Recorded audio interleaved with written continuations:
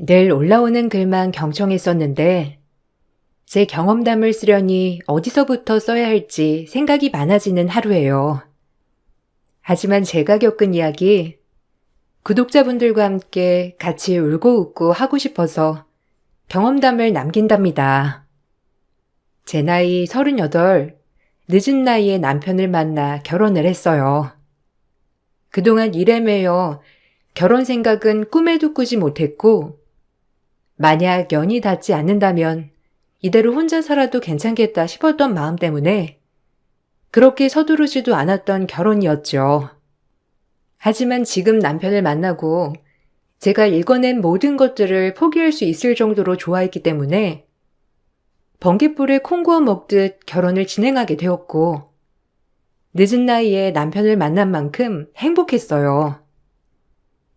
우리 아들이 결혼을 안 한다고 해서 내가 얼마나 걱정했는데, 그래도 이렇게 참한 색시감을 데려와서 얼마나 다행이던지. 아마 유미 아니었으면 결혼 안 했을 거야. 그래도 연이 있나 봐요, 엄마. 늦은 나이에도 이렇게 연분이 닿았다니. 그러게나 말이야. 이제 여한이 없다. 너까지 장가 보내고 나니까 내가 얼마나 기쁜지. 그동안 하도 결혼 안 한다고 해서 내가 얼마나 걱정했는데. 유미야, 우리 아들이랑 결혼해줘서 정말 고맙다. 우리 앞으로 서로 잘 맞춰가며 지내보도록 하자. 네, 어머님. 저야말로 감사하죠. 이렇게 저 예쁘게 봐주시고 성진 씨도 정말 잘해주는걸요. 제가 앞으로 더 잘할게요. 저도 늦은 나이였지만 남편도 꽤나 늦은 나이였기 때문에 어머님은 남편이 결혼한다는 것만으로도 참 좋아하셨어요.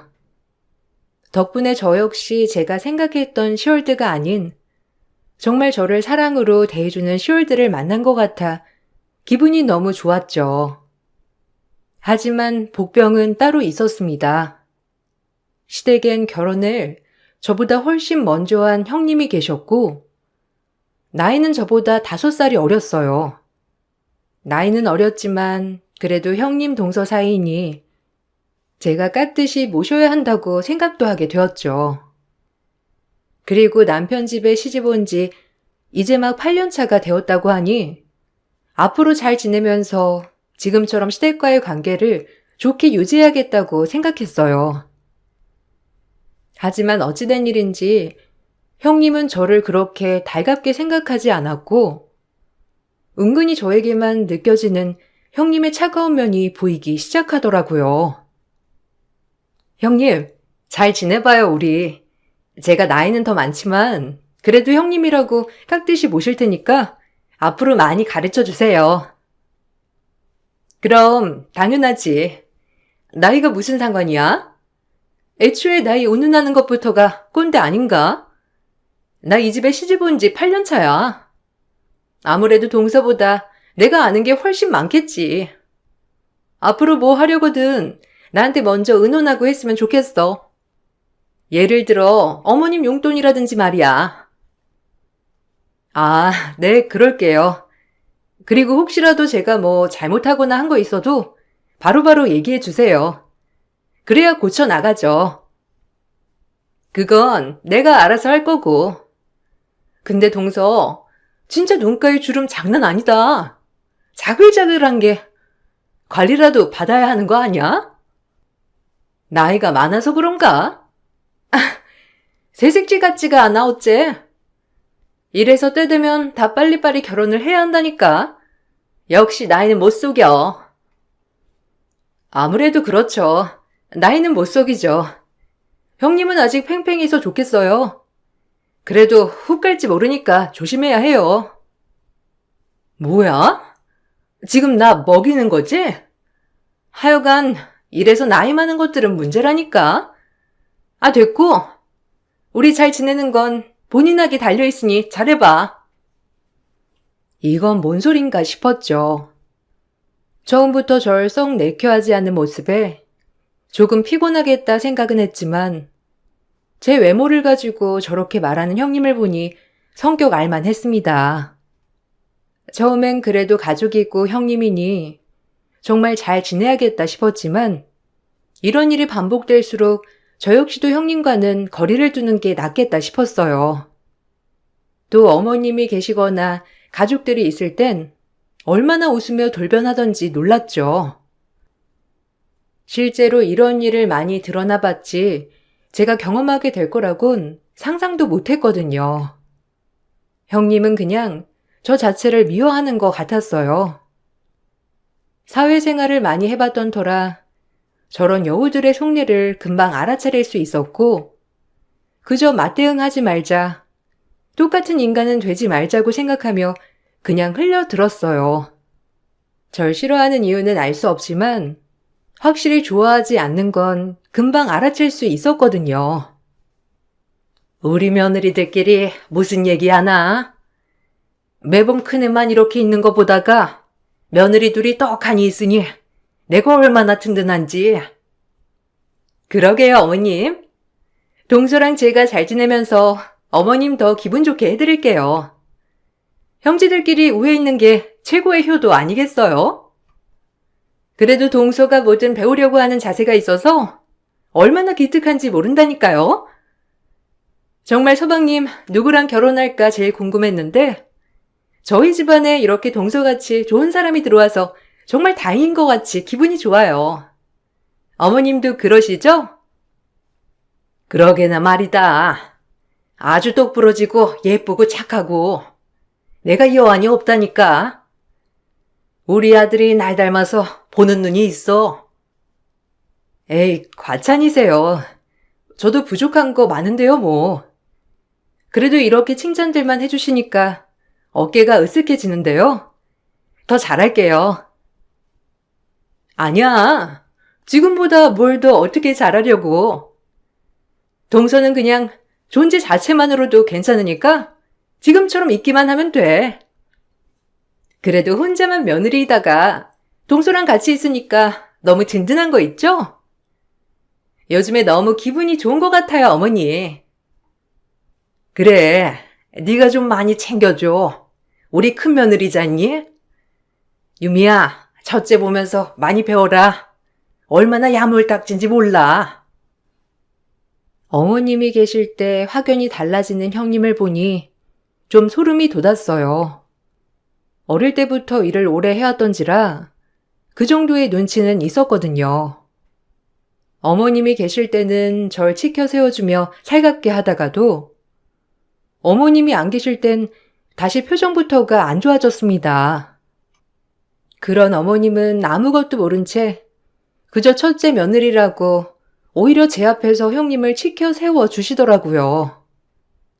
그래 좋은 게 좋은 거겠지 하며 그냥 아무 문제 없이 잘 지내야겠다는 생각을 했어요. 그냥 분란이나 만들지 말아야겠다고 말이죠. 그러던 중 집안에 행사가 있었고 일 때문에 저녁 늦게나 도착하게 되었어요. 제가 도착을 하자 형님은 안색이 매우 좋지 않았고요. 사실 이 부분도 어머님이 긋고 오지 말라고 하셨지만 그래도 결혼 후 첫 시댁 행사이니 빠질 수가 없어 야근을 끝내고 부랴부랴 오게 된 거였답니다. 당일에 남편이 통보를 해줬거든요. 그렇게 도착을 하고 나니 형님은 이미 화가 잔뜩 나 있었어요. 이제서야 와? 여기서 동서보다 안 바쁜 사람이 있어? 참나. 이러려고 시집 왔냐고. 결혼을 했으면 딱딱 시집에 맞춰야 할 거 아니야?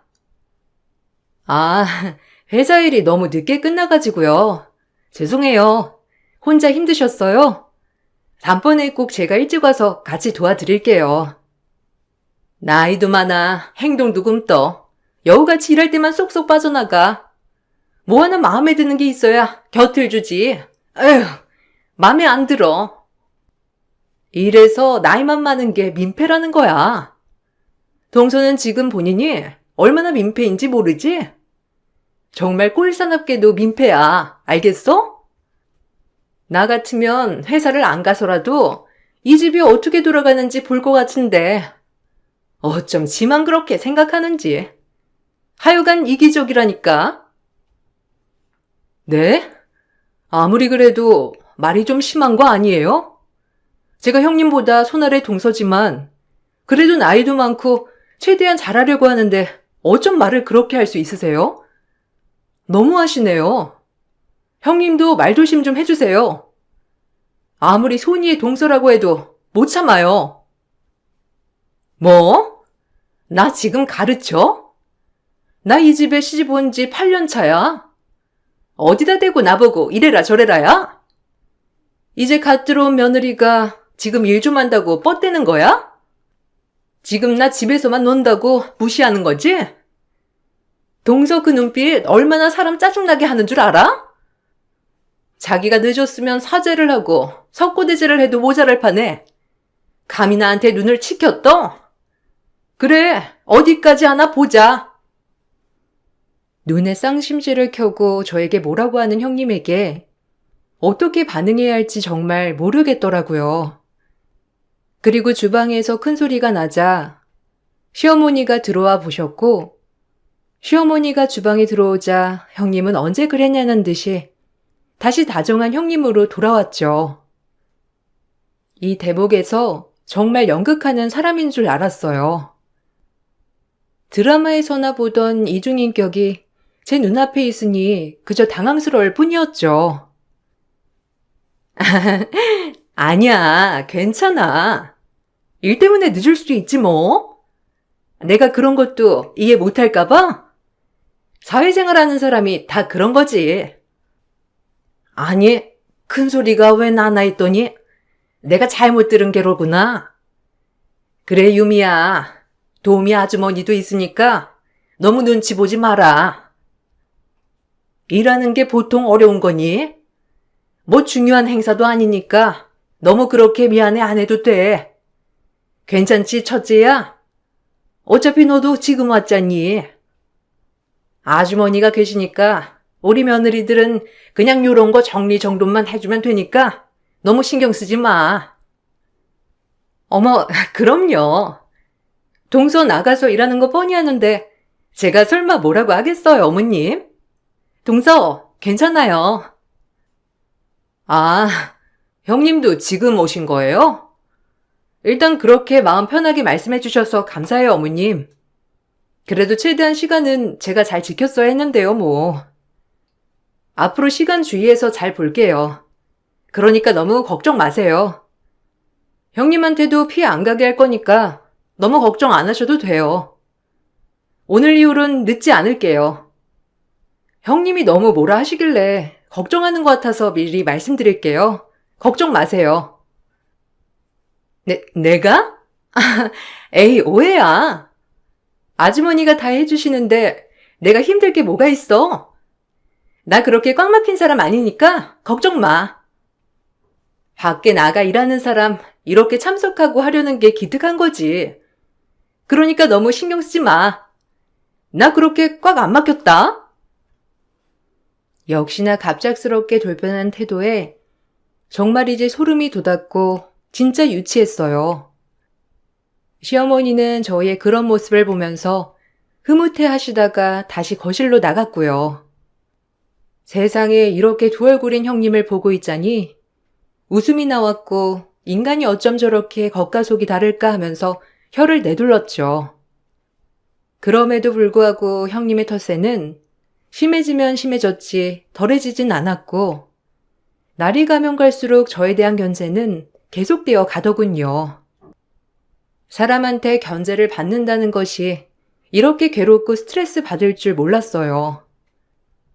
이왕이면 안 보면 되지라고 생각은 했지만 혼자 계시는 어머님이셨기 때문에 거의 주말마다 시댁을 들여다보곤 했거든요. 무섭네요. 어머님만 있으면 갑자기 돌변하는 모습이. 뭐 이런 거 많이 겪어보진 않았지만 제가 겪게 되니 당황스럽고요.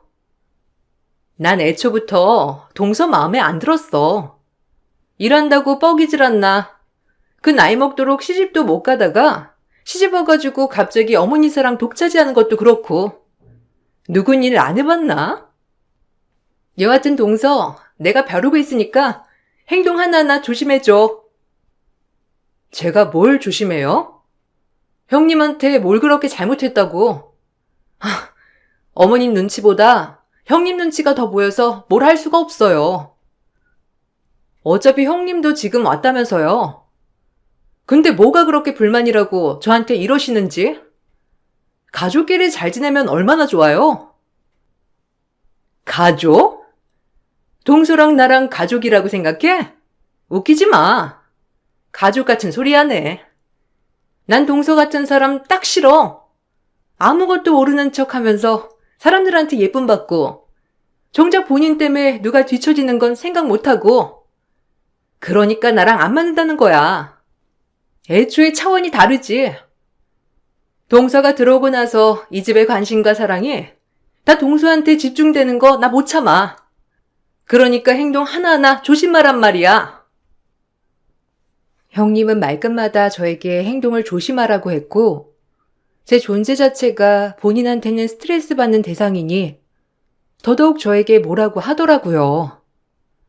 이런 경우는 처음이고 당황스러워서 기분이 너무 나빴지만 더 이상 싸움이 날 것 같아 최대한 말을 아꼈어요. 시댁 행사가 끝나고 집으로 돌아오던 길, 남편에게 이런저런 얘기를 하니 남편은 믿지 않았어요. 형수가 그럴 리가 없다면서 저에게 조금 예민한 것 같다고 하더라고요. 그 정도로 형님은 가족들과 저랑 있을 때 완전 180도 달라지는 사람이었죠. 아니 진짜 나한테 그렇게 얘기했다니까? 진짜 어이가 없어서. 원래 형님 성격 좀 이상해? 진짜 이해가 안 가. 아니 전혀. 형수 얼마나 좋은 사람인데. 시집 와서 지금까지 엄마한테 진짜 잘했어. 네가 좀 예민한 거 아니야? 예민한 거 아니야. 그냥 날 싫어하신다니까? 이유는 모르겠지만 확실히 싫어하는 티를 내니까 불편한 거지. 뭐 내가 잘못한 게 있으면 말을 해줘야 고치는데 그냥 있는 그대로의 날 싫어하시는 것 같아서 그래. 당신은 몰라 진짜 얼마나 돌변하는지. 그냥 그러려니 생각해. 형수 좋은 사람인데 뭔가 너랑 얘기할 때마다 예민한 게 있었나 보지 뭐. 기분 풀어. 알겠지? 남편이 그러려니 하라고 하면서 기분을 풀라고 하니 그래 이렇게 되새김질하면 뭐하나 생각했죠. 그 일이 있고 나서 시간이 흘러 결혼한 지 얼마 되지 않아 저희에게 아이가 찾아왔어요. 계획하지 않았지만 그래도 빨리 찾아와준 아이 덕분에 남편과 저는 너무 행복했답니다. 가뜩이나 노산인지라 마음에 걸렸던 게 한두 가지 아니었는데 이렇게 임신이 쉽게 됐다고 하니 모든 거에 감사했어요. 무엇보다 아이를 좋아하는 남편에게 큰 선물을 하게 된 것 같아 기분이 정말 좋더라고요. 마냥 좋은 일만 펼쳐질 것 같은 생각도 들고 나이 때문에 걱정을 많이 했는데 그 걱정이 무색해진 게 정말 기쁘고 행복했어요. 내가 애 아빠가 된다니 진짜 고마워 자기야. 우리 더 행복하게 살자. 생각지도 못했던 거라 정말 더 기쁜 것 같아. 자기 그 정도로 좋아? 다행이다. 자기가 너무 좋아해서. 그래도 임신이 잘 돼서 다행이야. 우리 혹시라도 임신 잘 되지 않으면 그냥 우리 둘이 친구처럼 알콩달콩 살으려고 했잖아. 진짜 너무 다행이지 뭐. 어머님도 당연히 좋아하시겠지? 엄청 좋아하시지. 말해 뭐해. 엄마가 이런 얘기 안 하셔도 은근 손주 엄청 바라시고 계실걸. 주변에 보면 다 손주 얘기밖에 안 하니까 그때 한 번은 엄마가 좀 적적하단 식으로 얘기하더라고. 효도한 것 같아서 진짜 기쁘네. 제 임신을 이렇게 좋아해주는 남편을 보니 너무 행복했고 얼른 시어머니에게 말을 해야겠다고 생각했어요. 일이 끝나고 시댁에 들러 어머님께 인밍아웃을 하고 나니 어머님이 주체할 수 없는 눈물을 흘리시더라고요. 형님이 결혼한 지 8년이 됐다고 해도 아직 임신 소식이 없었기 때문에 어머님에겐 제 아이가 첫 손주였거든요. 그렇게 좋아하는 모습을 보니 저 역시도 얼마나 뿌듯한지 괜히 마음이 울컥했고 기분이 좋아졌어요. 그런 마음이 드는 것도 잠시 사실 저를 좋아하지 않는 형님도 걱정이 되더라고요. 가뜩이나 좋아하지 않고 미워하는데 내가 임신마저 했다고 하면 어떻게 반응할까? 혹여나 그 집도 임신을 준비하고 있는데 덥석 내가 먼저 임신을 해서 또 화를 내지 않을까 하는 생각이 들어 갑자기 머릿속이 복잡해져만 갔습니다. 형님이 이상하다는 건 알고 있었지만 주변에도 난임 친구들이 꽤 있었기 때문에 형님이 어떤 마음일까 조금 살피게 되었거든요. 어머, 너무 잘 됐다. 아유, 나한테도 손주가 생기다니. 몸조리 잘해야 해. 산모가 잘 먹어야 하고. 아유, 고맙다, 우리 새아가. 아니에요, 어머님. 이렇게 좋아하는 모습 보니까 저 역시 너무 좋네요. 그래도 축복 많이 받는 것 같아서 너무 다행이에요. 어머, 동서, 축하해. 임신이라니 정말 경사네. 서방님 결혼에 임신까지 아주 일사천리셔. 우리 어머님 기분 너무 좋으시겠어요. 동서, 뭐 먹고 싶은 거 없어?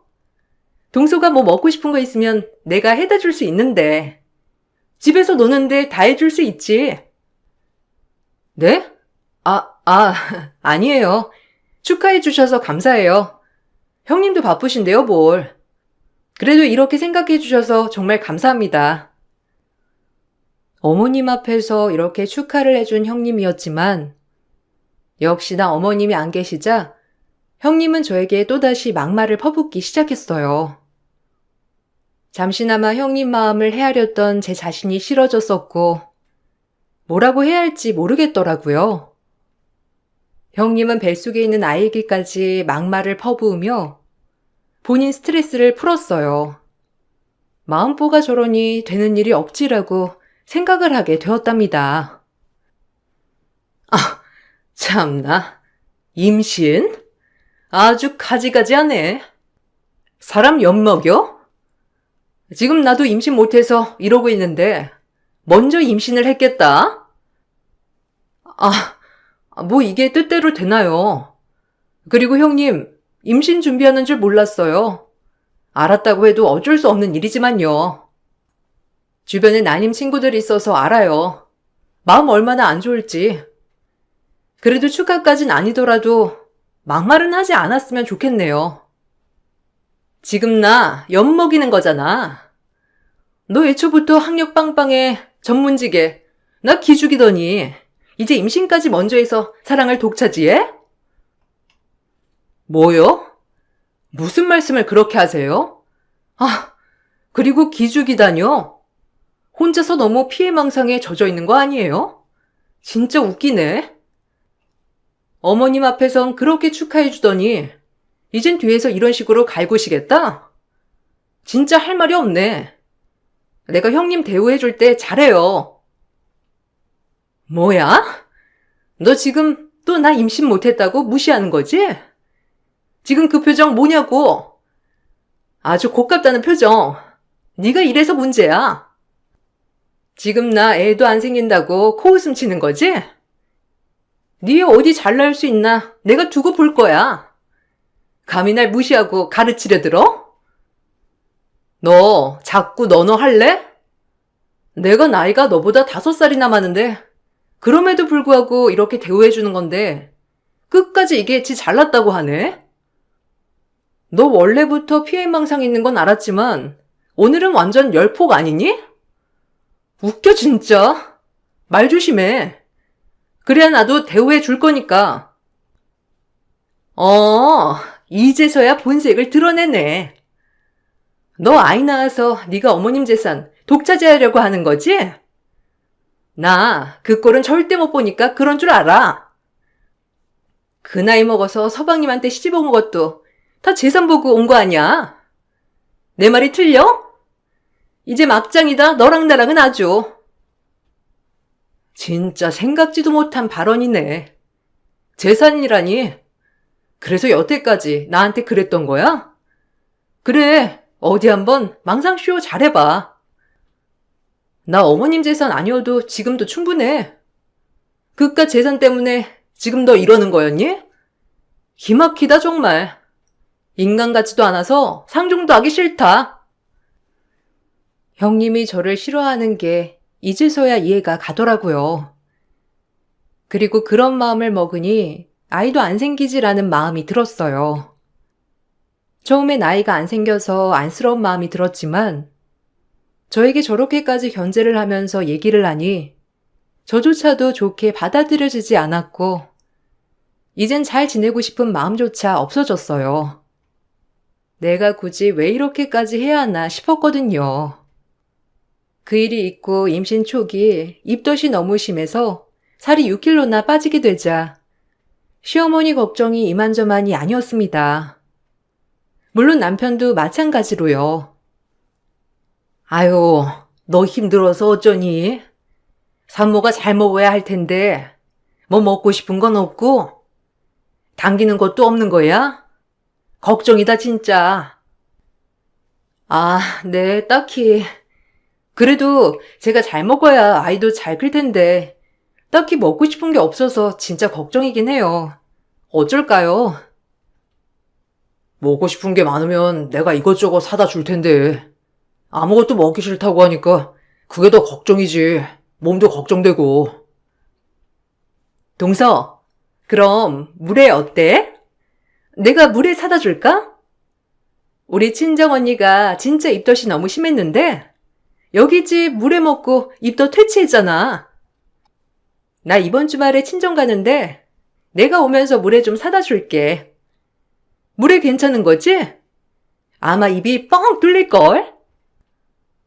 에이구, 우리 막내 생각해주는 건 첫째밖에 없다. 넌 어쩜 그렇게 심보가 곱니 진짜? 너도 애가 빨리 생겨야 할 텐데. 그래도 이렇게 시기질도 안 하고 애 몸 먼저 생각해줘서 내가 얼마나 너한테 고마운지 몰라.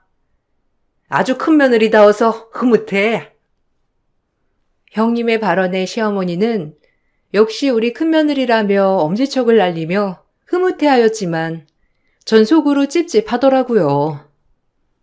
이것이 또 왜 이러나 싶으면서 말이에요. 그렇게 못 잡아먹을 땐 언제고 남편이랑 시어머니 있으니까 또다시 사람 좋은 척하면서 물회를 사다 준다는데 의아하더라고요.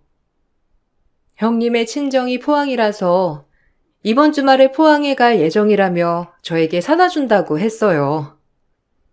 사실 무작정 좋기보다 뭔가 찜찜한 마음이 가장 컸지만 그래도 본인이 직접 사다 준다는 말에 내심 살짝 고마웠어요. 에이 어머님, 이게 뭐라고. 하나밖에 없는 동서 아무것도 못 먹는데 이런 거 100번이라도 해줄 수 있죠. 우리 조카를 위해선데. 그래, 우리 첫째 며느리가 잘 생각했다. 주말에 가는 김에 포장해 오면 되지. 어쩜 저렇게 생각이 깊을까 정말. 물에요? 아니 형님, 너무 고단하지 않겠어요? 일부러 들려야 할 텐데 저 때문에 그럴 필요는 없으세요. 우리가 남이야? 이 정도는 충분히 할 수 있지. 내가 물에 포장해 올 테니까 없던 입맛 좀 찾아. 어머님이 드실 회도 좀 떠올게요. 아무래도 포항 거기 횟집이 진짜 회도 싱싱하고 입에서 살살 녹거든요. 친정이 포항이라 정말 다행이에요. 그래도 지난번에 그렇게 저한테 퍼붓던 게 미안했나 싶게도 형님은 물회를 포장해 온다고 했고 그 말이 끝나고 주말이 되었어요. 친정에 간 형님이 입덧으로 고생한다며 왕복 8시간 달려 포항 물회를 포장해서 왔더라고요. 솔직히 고마웠습니다. 아무리 내가 미워도 그래도 간 김에 저렇게 맛있는 것을 포장해 와주는구나 싶으면서 시어머니도 너무 좋아하셨고요. 동서, 남기지 말고 천천히 다 먹어. 내가 진짜 이거 어렵게 공수해 온 거야. 동서 잘 먹는 모습 생각하니까 뿌듯한 거 있지? 고마워요. 제가 지난번에 너무 말을 못되게 했죠? 임신하고 호르몬도 왔다 갔다 하면서 좀 저도 예민했던 것 같아요. 잘 먹을게요. 아무리 그 지역이라지만 왔다 갔다 하는 일이 보통이 아니었을 텐데. 너무 감사해요, 형님. 잘 먹을게요. 뭐, 그냥 내 정성 생각해서 맛있게만 먹어주면 되니까 너무 신경 쓰지 마. 얼른 먹어보라니까. 맛있어. 뭐 그래도 우리 집안에 첫 아이를 가진 사람인데 내가 신경 좀 써야지. 내가 첫째 며느리잖아? 얼른 같이 먹어보자.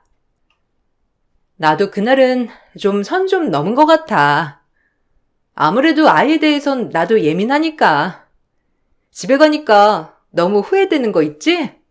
얼른 먹어. 그날따라 시어머니도 방에 계셨는데 착하게 대해주는 모습을 보니 이제 완전 나한테 풀린 건가 싶으면서도 조금 의심이 되긴 하더라고요.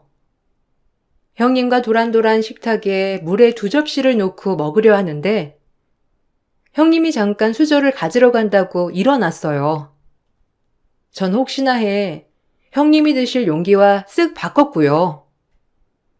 제가 물의 접시를 바꾸고 형님은 본인 자리에 있는 물회를 먹게 된 거예요. 한참 먹고 있는 와중 눈앞에 정말 기하말 광경이 펼쳐지고 말았어요. 저 역시도 너무 놀랐습니다. 형님, 얼굴이, 어머! 지금 붉게 엄청 올라왔어요. 갑자기 거울 봐야 할 것 같은데? 이거 똑같은 물회 아니에요? 뭐? 그럴 리가 없잖아. 가려워. 이게 뭐야, 이게? 어디 거울 좀 봐야겠어. 어머, 얼굴이 왜 이래? 너 내 그릇이랑 바꿔치기 했니? 그런 거야? 안 그럼 내 얼굴이 이럴 리가 없잖아. 네 물에는 옷이 있고 내 물에는 옷이 없는데. 흥분한 형님의 말에 충격을 받았습니다. 알고 보니 제가 먹을 물에 옷을 집어넣었더라고요. 임산부는 절대 피하라고 하는 옷을 말이에요. 일반적으로 닭이랑 먹었을 땐 조금 푹 끓이면 된다지만 이렇게 찬 성분에 옷을 넣으면 알레르기 성분이 날아가지도 않는다고 하는 옷을 제 물에 넣어버린 거죠.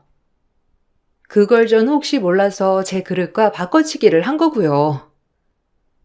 형님은 좋다고 옷을 들은 물회를 먹었던 거예요.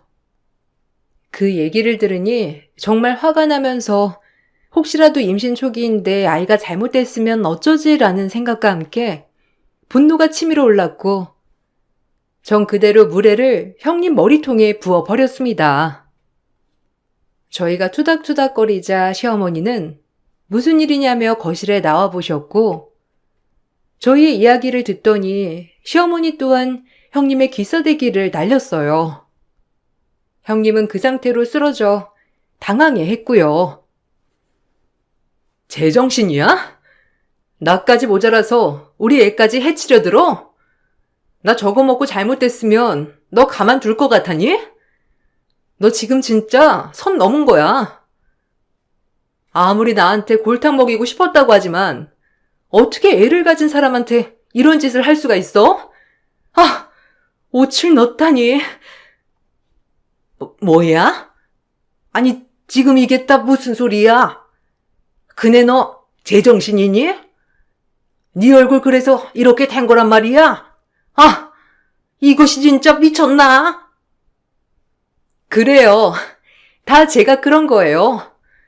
어머님 맨날 둘째둘째 하는 소리도 지겹고 누군 임신 간절한데 저것은 임신도 한 번에 되고 맨날 일한다고 어머님이 위해 주시고 제가 그랬어요. 왜요? 잘못됐어요? 애라도 없어야 어머님이 더 잘해주실 거 아니에요?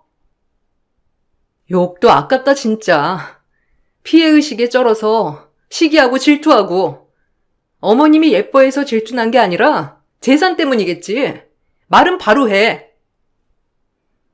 제 말에 묵묵보다 울기만 한 형님이었고 시어머니도 충격을 받으셨는지 형님에게 한바탕 퍼붓고 쓰러지셨어요.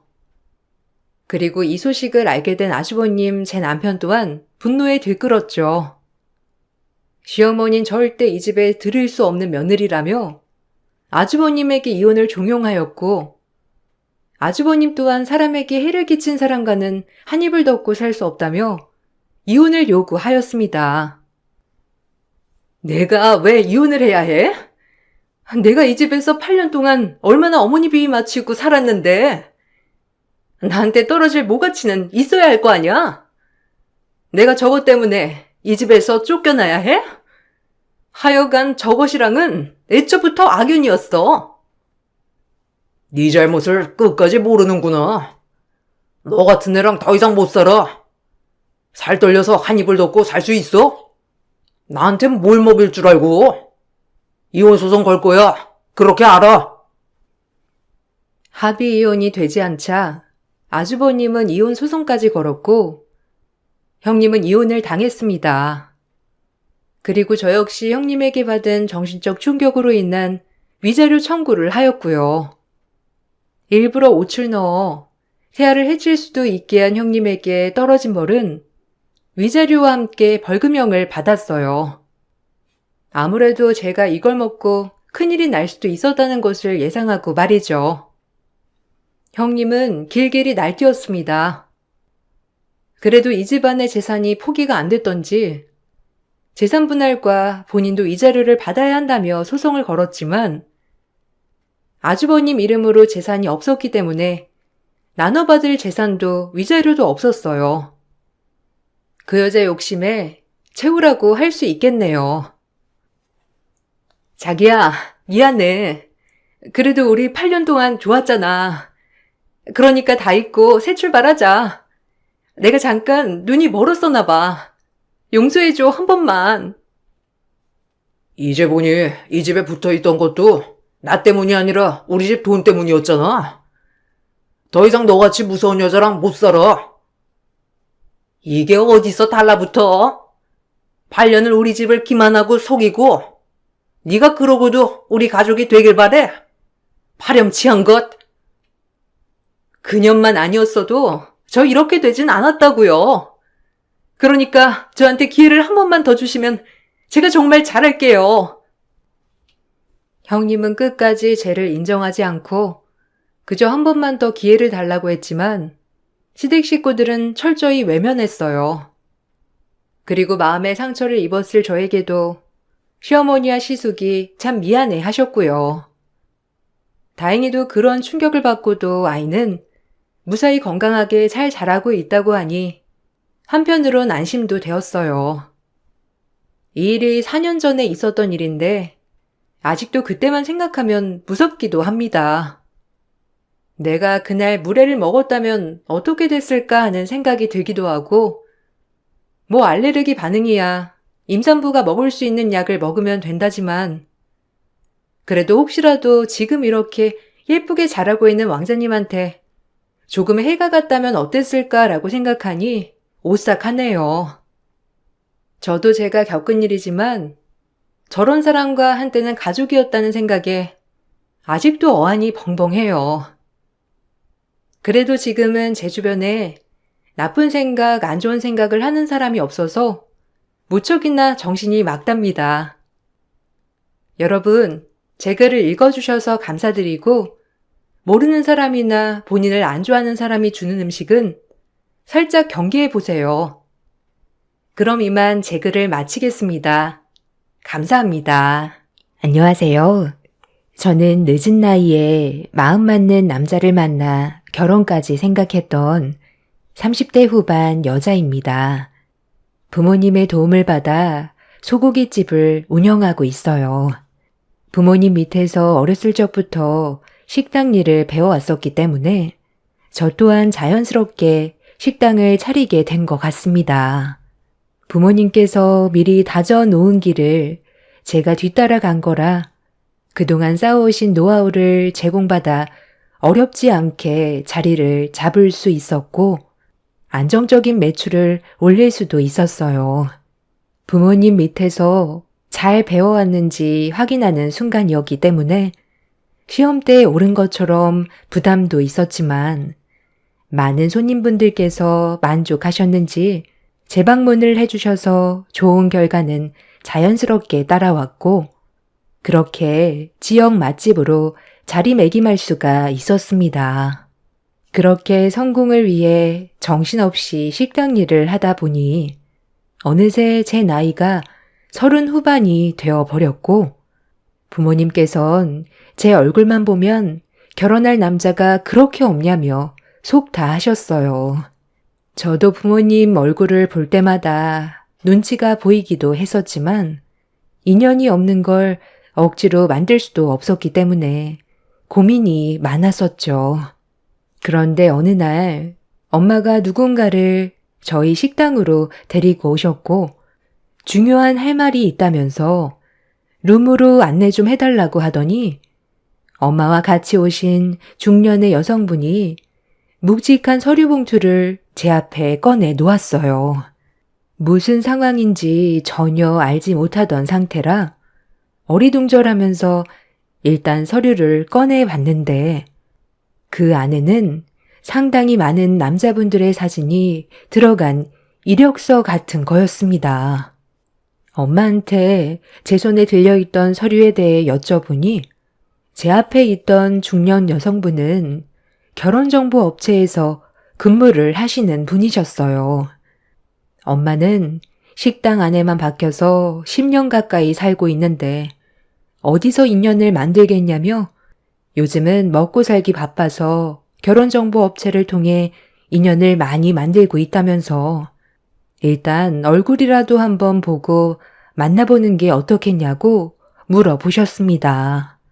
중년 여성은 저에게 또 다른 서류 하나를 꺼내 놓았는데 그건 자기 업체가 그동안 얼마나 많은 실적을 올렸는지에 대한 결혼 성사율 그래프였어요. 어차피 서류상에 적혀 있는 그런 것들 별로 믿고 싶지 않았고 억지로 누군가와 만남을 주선한다는 자체가 껄끄러웠기 때문에 별로 마음에 내키지 않는다고 그냥 돌려보냈습니다. 엄마는 내일 모레가 40을 바라보는 나이에 결혼이 쉬운 줄 아냐며 속 다 하셨지만 제가 싫은 걸 억지로 할 수는 없었습니다. 엄마 말도 틀린 건 아니었던 게 눈을 뜨고 눈을 감을 때까지 저는 식당에서만 거의 생활했었어요. 친구를 만나지도 않고 오로지 식당 일에만 집중을 하면서 어떻게 좀 더 좋은 음식과 환경을 제공해 줄 수 있는지 그것만 생각해와서 남자를 만나야겠다는 그런 생각을 해본 적이 없었습니다. 한 동네를 대표하는 맛집으로 자리를 잡았는데 그 이미지에 손상이 간다는 건 동네의 질을 떨어뜨리고 제 얼굴에 침 뱉기라 하루도 게을리할 수가 없었습니다. 몇 번 방송에도 나온 적이 있었기 때문에 기대를 가지고 찾아오신 손님들께 실망을 안겨드리고 싶지 않았어요. 이런 삶을 살아가는데 연애를 한다는 건 저에게 너무 큰 부담으로 찾아올 수밖에 없었죠. 제가 남자를 만난다 해도 현재의 생활 패턴을 바꾸기는 힘들 것 같아 저를 전적으로 맞춰줄 수 있는 남자는 없을 거라 생각했었습니다. 그렇게 결혼이라는 걸 부모님도 포기하고 저 또한 생각을 완전히 접었을 때쯤 예상치 못한 인연이 저에게 갑자기 찾아왔어요. 그때가 한창 정신없을 점심시간대라 바쁘게 움직이고 있었는데 서빙을 하던 직원이 발을 헛디뎠는지 넘어지면서 들고 가던 비빔냉면을 손님의 옷에 쏟아버리는 대형 사고가 터져버렸고 한바탕 난리가 났었어요. 흰색 와이셔츠에 엎어진 비빔냉면으로 인해 셔츠는 붉게 물이 들었고 옆에 있던 일행분들은 실수한 직원에게 화를 내고 있었어요. 어머, 죄송하다고 하면 다야? 아, 여기 사장 나오라고 해. 오늘 얼마나 중요한 스케줄이 잡혀 있는지 알아? 당신은 오늘 이 식당에서 해고당할 줄 알아. 당신이 사장이야? 이거 어떻게 할 거야? 저 직원이 넘어져서 냉면을 우리 변호사님 옷에다 전부 쏟아 버렸잖아.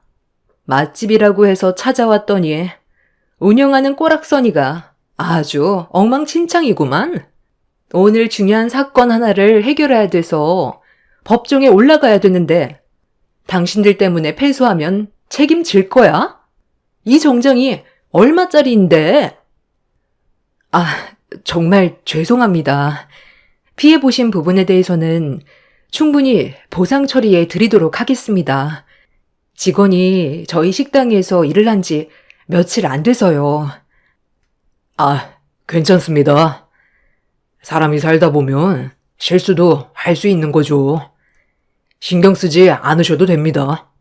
현정 씨, 여기에서 제일 가까운 정장 매장으로 가면 좋을 것 같은데 일정에 차질이 생겼으니 빨리 움직이는 게 좋겠어요. 아, 죄송하지만 닦을 것 좀 얻을 수 있을까요? 이 상태로 차에 올라타기에는 좀 힘들 것 같습니다. 직원분이 급하게 가져온 티슈를 건네주자 음식물을 대충 닦아내고 식당을 나가려 하길래 변호사분께 제 명함을 건네드리면서 피해 보상에 대해선 지불해 드리겠다고 설명드린 뒤 침착하게 대응을 해드렸어요. 일정이 상당히 급했는지 서둘러 차에 올라타 금세 사라졌고 들어온 지 며칠 안 된 직원은 저에게 죄송하다면서 고개를 몇 번이고 숙였습니다. 정신없이 장사하다 보면 그럴 수 있다고 직원에게 부담을 주지 않았어요. 그동안 장사하면서 이런 실수는 수없이 경험을 해왔었기 때문에 심각한 상황을 만들 필요도 없었고 인생을 살면서 아주 사소한 실수들까지 전부 다 허용하지 않을 정도로 피곤하게 살고 싶지도 않았어요. 최대한 좋게 넘어가는 게 제일 현명한 방법인 걸 저는 부모님 밑에서 배워오면서 몸으로 익혀왔던 상태라 크게 당황하지 않았습니다.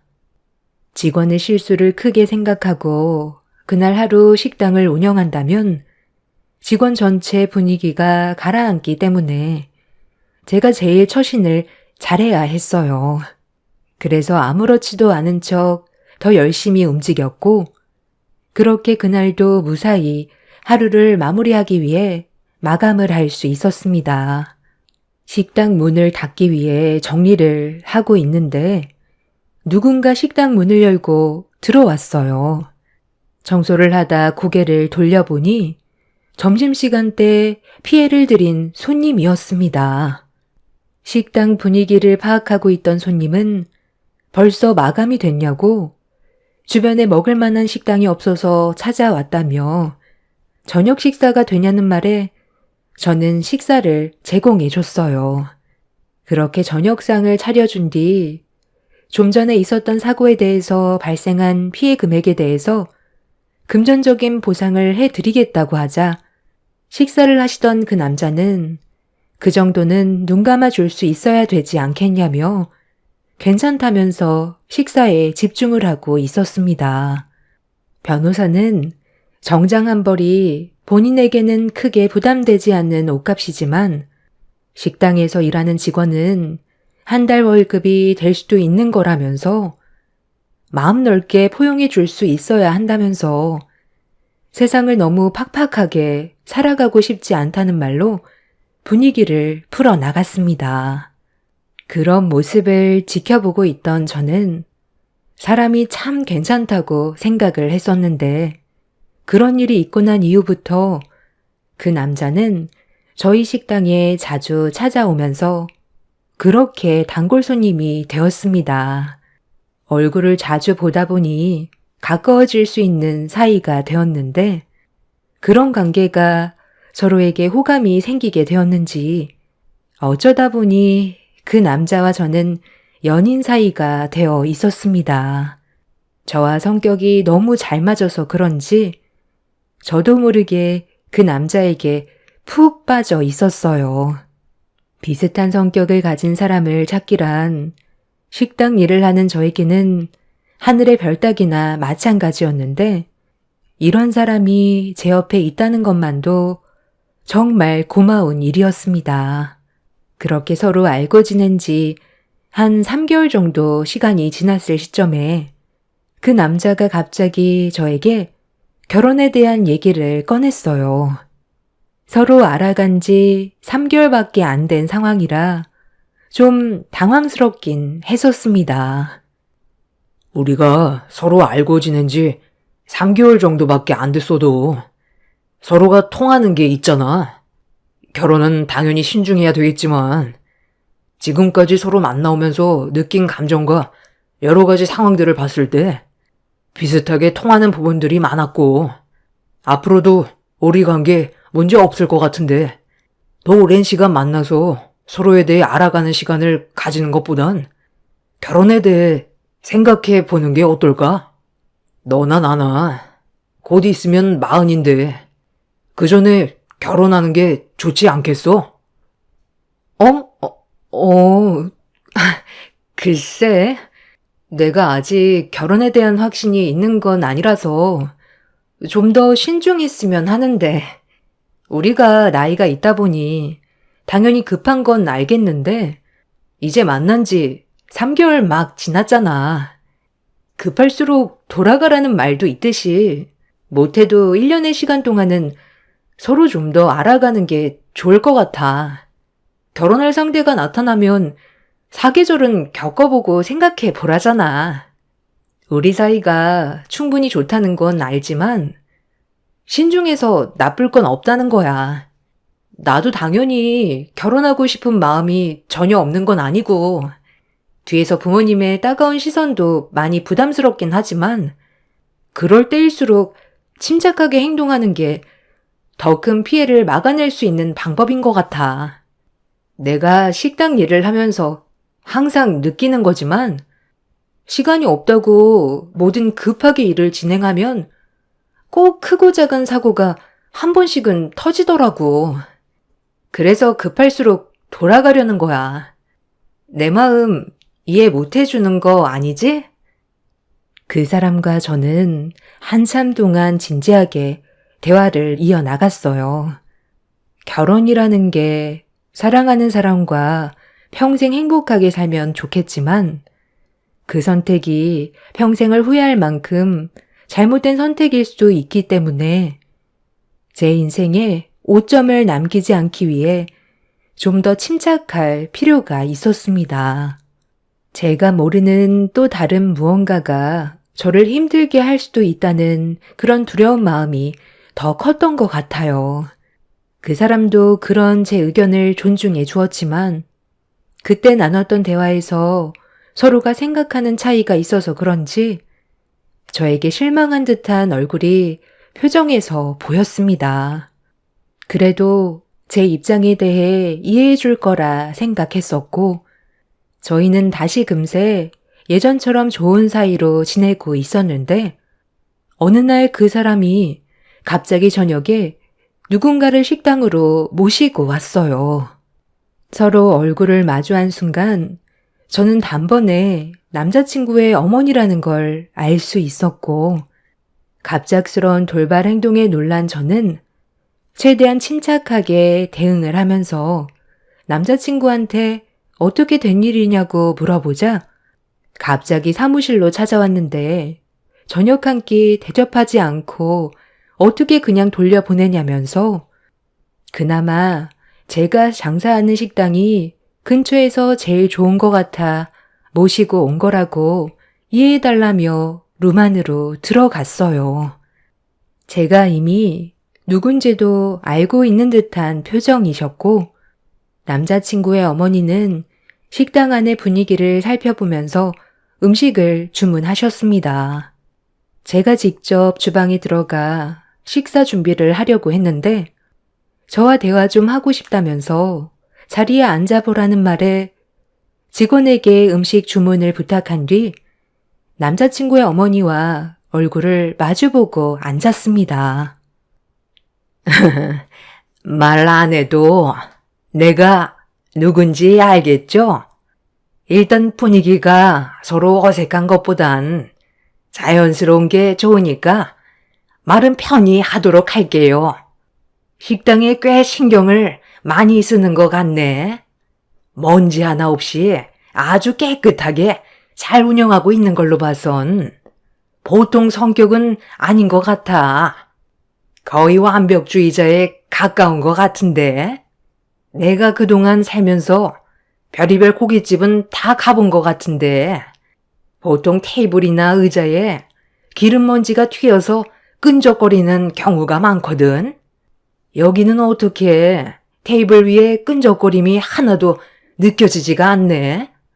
손님들 접대하기에도 나쁘지 않은 분위기에 방음도 잘 되고 이 정도 퀄리티를 이끌어가는 게 쉽지 않았을 텐데 나이에 비해 꽤 많은 걸 배웠나 봐.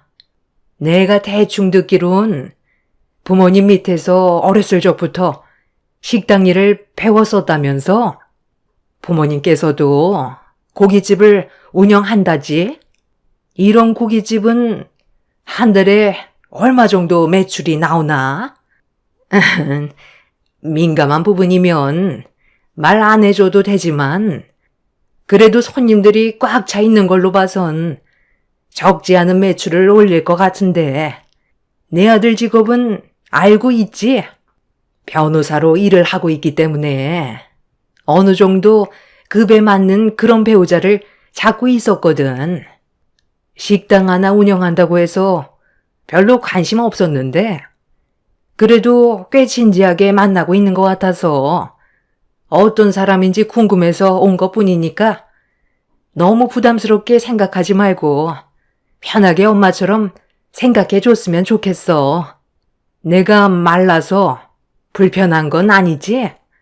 둘이서 결혼 얘기까지 오고 갔다고 하는데 아직 시간이 더 필요하다며? 신중해서 나쁠 건 없지만 그 기간이 오래돼도 좋지 않다는 거 알지? 네. 저도 잘 알고 있어요. 서로에 대해 좀 더 알아가고 싶어서 그런 거고, 그 마음이 확고하다면 결혼은 망설일 생각은 없어요. 일단 식사 나왔으니 편하게 식사하시고, 필요하신 거 있으시면 말씀하세요. 제가 홀 쪽을 살펴야 돼서 나가봐야 할 것 같거든요. 제가 있으면 불편하실 것 같기도 하고. 그럼 식사 먼저 편하게 하세요. 잠깐만. 내가 조만간 지인분들 식사를 대접해 드려야 할 것 같은데 미리 준비 좀 해줄 수 있나? 한 20명쯤 되니까 그 정도 수용할 수 있는 룸으로 부탁할게. 남자친구의 어머니는 제 식당이 마음에 들었는지 단체 손님을 데려오기 위해 준비해 달라며 좋게 웃으면서 말씀을 하셨어요. 그렇게 모난 성격을 가지신 분은 아닌 것 같아 보였고 침착하고 많이 배우신 분 같아 보였습니다. 얼마의 시간이 지나고 식사에도 만족을 하셨는지 저를 또 따로 부르셨어요. 그리곤 음식 맛이 아주 좋았다면서 이틀 뒤 지인분들과 함께 식사를 하게 될 것 같다며 약속까지 벌써 다 잡아놨기 때문에 20명 정도 되는 인원을 수용할 수 있는 룸으로 부탁한다면서 다시 한번 말씀하신 뒤 반주를 좀 하셔서 그런지 남자친구에 대해 칭찬을 아끼지 않았고 그 말을 한참 동안 들어주었습니다. 기분이 상당히 들떠 보이신 남자친구의 어머니는 하루빨리 결혼을 했으면 좋겠다고 늦어봤자 손해라면서 서둘러 주길 바라고 있었습니다. 그렇게 좋은 분위기 속에 남자친구는 저에게 미안하다면서 나중에 다시 통화하자며 집으로 돌아갔고 약간의 돌발 상황이 있었지만 나쁘지 않게 마무리가 돼서 저도 좋게 생각했었어요. 그런데 제가 생각했던 거와 다르게 며칠 뒤 남자친구의 어머니의 예상치 못한 행동에 분위기는 순식간에 안 좋아졌고 걷잡을 수 없을 만큼 심각한 상황으로 이어졌어요. 저희 식당으로 손님들을 데려오신다고 하셔서 기다리고 있었는데 갑자기 일정이 바뀌었다면서 저를 급하게 부르셨어요.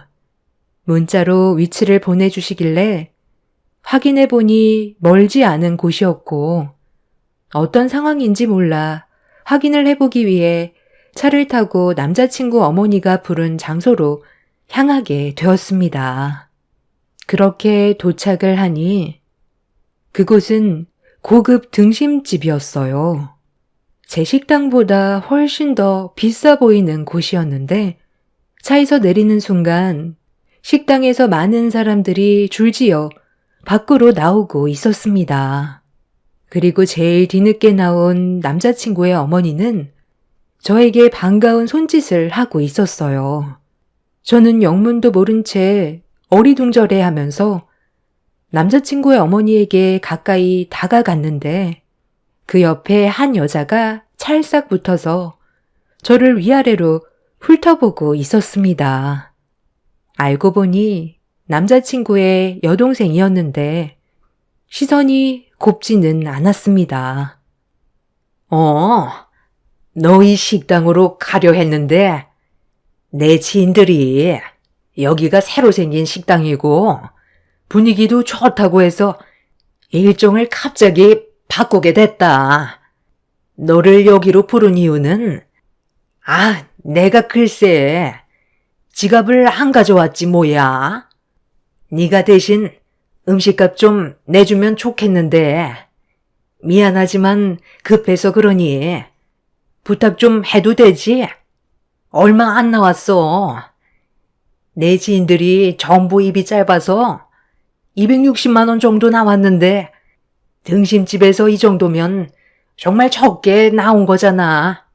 변호사인 내 아들과 결혼할 생각을 가지고 있으면 당연하게 해줄 수 있다고 생각하는데. 에이, 설마. 이 정도 음식값 가지고 쪼잔하게 행동하겠어요?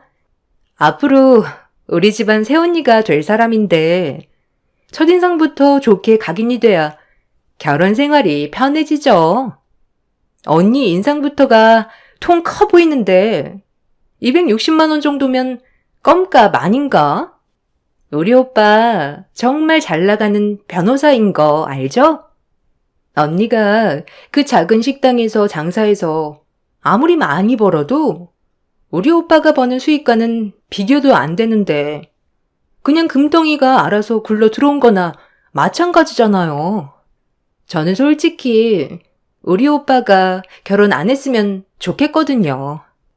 언니랑 결혼하면 내 용돈 줄어들 텐데 기분이 좋겠어요? 우리 엄마도 이건 같은 생각이에요. 우리가 손해보는 장사인데 이 정도는 당연히 해줘야 되는 게 맞는 것 같아요. 이 정도도 못 내주면 파혼인 거 알고 있지? 결혼 생각 꿈도 꾸지 마라. 어차피 널리고 널린 게 여자라. 너 아니어도 내 아들과 결혼할 여자 많다. 그래서 지금 저한테 이 식당에서 먹은 음식값 260만 원을 결제하라는 거예요? 저 그 사람과 좋은 감정으로 만나고 있는 건 확실한데요. 그렇다고 결혼을 하겠다는 생각을 가진 건 아직 아니거든요. 벌써부터 이런 식으로 행동하시면 앞으로는 저에게 어떻게 하실지 충분히 알 수 있을 것 같네요. 저희 식당에서 모임을 가지면 무상으로 제공받는데 그것도 배 아파서 제 주머니에서 돈 나가게 하려고 이쪽으로 계획을 바꾸신 거예요? 저희 식당에 오셔서 식사하셨어도 결제 금액에 대해서는 당연히 받을 생각이었습니다. 그게 서로에 대한 예의 아니겠어요? 방금 식사하고 나온 금액에 대해서는 알아서 결제하시는 게 좋겠네요. 저는 할 말 끝났고 더는 대화할 가치가 없어 보여서 그만 돌아가겠습니다. 당신같이 자기 아들 내세워서 뭐라도 하나 뜯어 먹으려는 그런 심보를 가진 사람들 때문에 아들의 인생을 가로막고 있는 거예요. 결혼할 생각 조금도 없으니까 다시는 얼굴 볼 일 없었으면 좋겠네요. 초장에 어떤 사람들인지 알려주셔서 감사합니다. 그 자리에서 뒤돌아 가려고 하는데 갑자기 남자친구의 어머니가 제 팔을 붙잡더니 본인이 생각하고 있던 계획과 좀 다르게 흘러간다고 생각했는지 변호사 남편 얻고 싶은 생각 없냐면서 기회는 쉽게 오지 않는 거라고 두 번의 기회는 주어지지 않는다고 되려 저를 압박하기 시작했어요. 그 사람을 진심으로 사랑을 했었지만 뒤에 있는 배경도 중요한 거기 때문에 단번에 거절을 했고 결혼하지 않겠다고 확실하게 의사를 밝혔어요. 그러자 옆에 있던 남자친구의 여동생이 잘난 거 하나 없는 주제에 꼴에 비싼 척 한다면서 시비를 붙였고 갑자기 저희 부모 욕을 하기 시작했어요. 다른 건 다 참고 넘어가도 부모 욕을 한다는 건 도저히 참을 수가 없었던 저는 뒤돌아 남자친구 여동생의 뺨에 손을 올리려 했는데 그 순간 뒤에서 누군가 저를 외쳐 불렀습니다. 흥분한 상태에서 고개를 돌려보니 식당에 새로 들어와 일을 하던 직원이었어요. 그리곤 저에게 급하게 뛰어오면서 드릴 서류가 있다며 저에게 서류 봉투를 건네주었습니다. 무슨 영문인지 알지 못했던 저는 서류 봉투 안에 있던 서류를 꺼내 들었는데 두 눈으로 내용을 확인하는 순간 온몸에 소름이 돋았고 너무 큰 충격을 받아 저는 제대로 서 있을 힘조차 남아있지 않았어요. 제가 들고 있던 서류는 결혼정보업체 서류였고 저와 그동안 만나왔던 그 사람은 결혼정보업체에 등록이 되어 있는 남자였습니다. 그리고 저와 함께 일을 해오던 직원이 죄송하다며 고개를 푹 숙인 채 갑자기 눈물을 쏟아내기 시작했어요. 사장님, 정말 죄송해요. 저도 처음엔 어떤 일인지 잘 알지 못해서 큰 돈을 준다는 구인 광고를 보고 일단 신청을 했던 것 뿐이었어요. 중간 역할만 잘해주면 그러면 된다는 말에 저는 시키는 대로 했을 뿐이에요. 사장님이 만나고 계신 그 남자분한테 사장님이 어떤 성격이고 뭘 좋아하는지부터 모든 것들을 제가 뒤에서 지켜보면서 두 분의 결혼을 성사시키기 위해 계속해서 그 남자분께 정보를 제공해 줬었어요.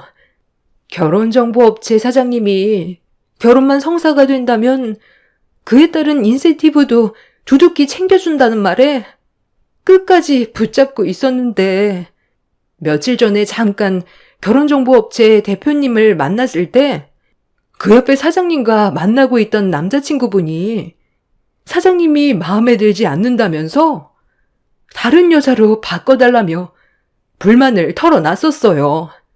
좀 더 재산이 많고 급이 높은 여자를 만나길 원한다고 했지만 업체 대표님은 두 분의 결혼을 꼭 성사시키고 싶어 했어요. 그 이유는 사장님 어머니께서 직접 남자분을 지목했었고 둘의 결혼이 성사된다면 그에 따른 보상금을 챙겨주겠다는 말 때문에 설득을 시키려 했지만 남자친구분께서 사장님을 마음에 들어하지 않아 이미 마음을 접은 상태였어요. 아마 지금 전화하면 받지 않을 거예요. 그리고 저 두 사람은 사장님한테 음식값 받아 먹은 뒤 남자친구분이 헤어짐 통보를 할 때 잠적하려고 계획까지 하고 있었어요. 본인들이 투자한 시간이 아깝다면서 보상을 받아야겠다고 어제 제 앞에서 남자친구분이 저분들과 통하는 거 전부 다 들었어요. 처음엔 돈 때문에 시작했었는데 양심에 걸려서 더는 못하겠어요. 이용만 당하는 사장님이 너무 불쌍해서 이거 결혼정보업체 사무실에서 몰래 가지고 나온 거예요. 사장님 어머님께서 직접 신청하시고 결혼하는 데까지 전부 계획을 준비하신 거라 확인해 보시면 알 거예요. 거기 사장님 성격부터 해서 사소한 것들 전부 다 기록되어 있어요. 추가로 건네받은 서류에는 저희 엄마가 제가 어떤 성격인지부터 시작해서 모든 정보들이 전부 다 들어 있었어요. 저도 그동안 몰랐던 버릇들까지 세세하게 기록이 되어 있었고, 저와 만남을 가지고 있던 남자친구는 결혼정보업체의 사람으로 저와 매칭을 시켜서 결혼을 하려고 접근을 했던 거였습니다.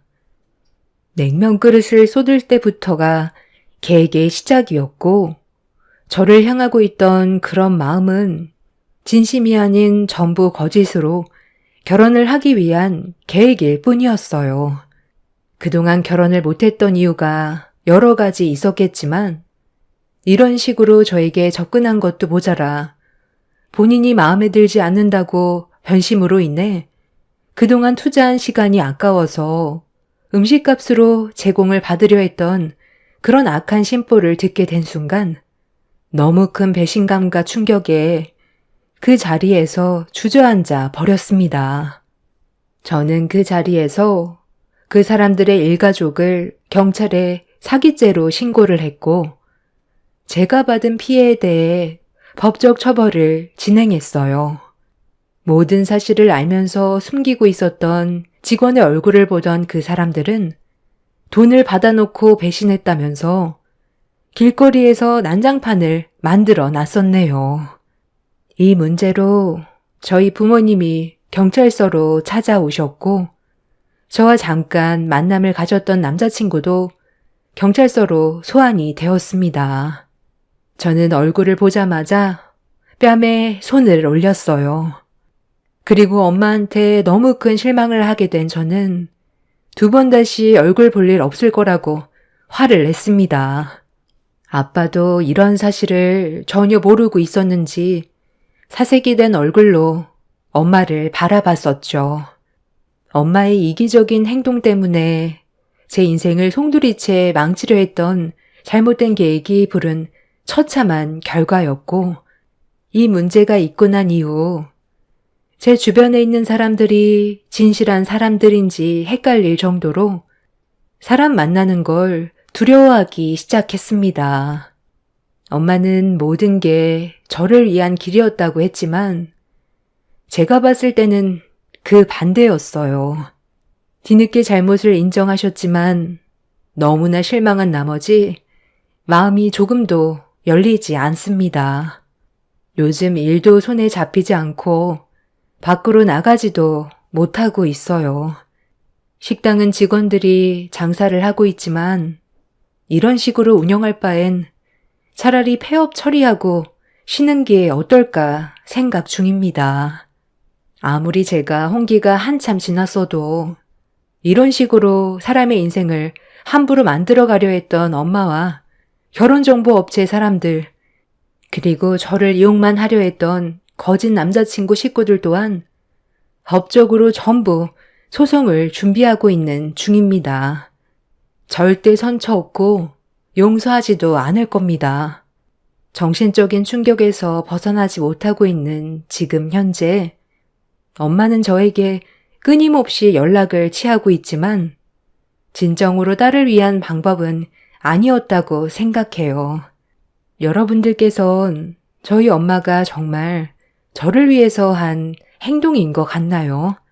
만약 순조롭게 일이 진행이 됐다면 저는 진심이 아닌 거짓된 사랑에 속아 결혼을 한 건데도 이게 저를 위한 길이었을까요? 여러분들의 생각은 어떠신가요? 이해해주는 게 맞는 거라고 생각하시나요? 저희 엄마는 이 문제로 오히려 저에게 억울하다고 하소연을 하고 있습니다. 누가 봐도 피해자는 저인데 말이죠. 잘 지내고 있던 가족 관계에 이런 문제가 생겼다는 게 너무 마음이 아프네요. 법적 소송 절대 물을 생각 없습니다. 끝까지 진행할 거고 제가 받은 정신적 피해에 대한 부분들 전부 그 사람들을 법적 처벌을 받게 할 생각이에요. 살다 보니 별일 다 겪게 되었네요. 제 사연 들어주시는 여러분들의 삶은 가식과 거짓이 아닌 진실한 마음으로 인간관계를 유지하시길 바랍니다. 감사합니다. 안녕하세요. 저는 평택에 살고 있는 46살 남자입니다.